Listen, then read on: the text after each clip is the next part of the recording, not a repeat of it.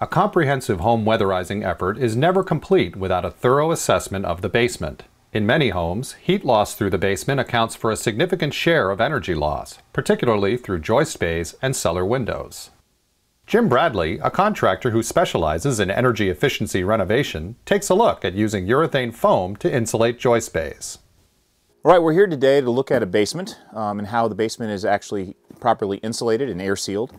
One of the ways that traditionally basements have been insulated around the perimeter or even in the floors would be with craft face paper insulation or just regular bat insulation.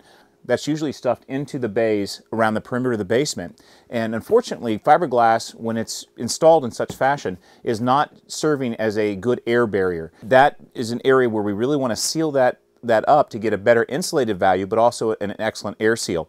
One of the ways to do that is by using a product like this, and it's a Foam It Green product. It is a two-part urethane foam kit that is, you have 2 parts of the actual foam that mix together, and you get a 2-pound urethane type foam, which is very durable, holds up for many years, but it also provides an excellent air seal along with an excellent R value for insulation around the perimeter joist space.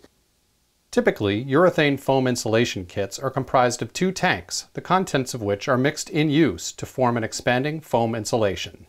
In addition to the dual tanks, the kits include hoses, a sprayer gun, and replaceable sprayer tips, and many kits contain protective gear as well. Whether you're doing a small foaming job or a large foaming job, even if you think it's only going to take you a few seconds, always wear these protective measures because it only takes an instant to expose yourself to some type of chemical that you really didn't want to, or you could also end up getting it on your hands or your clothing and then spend a lot of time getting it back off. Upon applying with a simple sprayer gun, the foam expands to fill cavities and cracks and hardens in minutes. As we did in our test box here, just to make sure that the foam was mixing appropriately and curing appropriately, you can see after just a few seconds, probably about within 30 seconds, it skins over. There is some warmth created by it, but it skins over so that it's not sticky to the touch anymore. And this is important because of the heat that's generated by this, by the foam, the curing process, and the fact that it does skin over like this. What you need to do is not apply too much at one time. Right here you see a good example of a 1-inch lift or 1-inch layer. So if you have a 3-inch cavity or you want a 3-inch layer of overall foam, you need to come back over that area 3 different times. If you were to try to foam it all at once, too much heat could be generated and it could cause a foam failure. So it's very important to apply it first in these easy lifts like this, and that allows you then to go to a couple other areas and then come back and do another lift. Before getting started, it's important to clear your joist bays of any loose fiberglass insulation and to wipe off the bays to ensure a clean surface for the foam to adhere to. Because of the dust and fiberglass that will be kicked up, it's a good idea at this point to start wearing safety glasses and a respirator.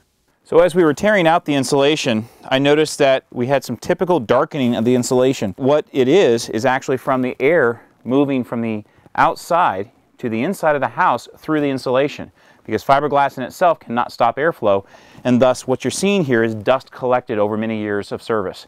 And so that is why it's good to remove this and replace it with something that provides you that air barrier that you're looking for and also acts as a very good insulator. Foam insulation is best applied in a series of layers.